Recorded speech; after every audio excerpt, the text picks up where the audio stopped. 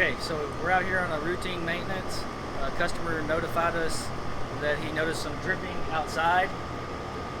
So we turned the system on, been letting it run for a few minutes, and sure enough, as you can see, it is dripping. So the primary drain line seems to be clogged up. This is a common thing, it happens a lot. So what we need to do now at this point is clear that primary drain so it doesn't drip out the secondary anymore. Okay, so we went inside and found that the unit had this P-trap on it. As you can see right here, this is a point of collection for sediment.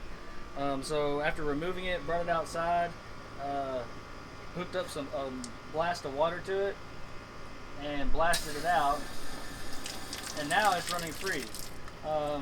This is the debris, if you can see my shadow right there, all the debris that came out of the pipe. So we're just going to go ahead and replace this, put in a new P-trap, and get the customer where that drain will drain properly now.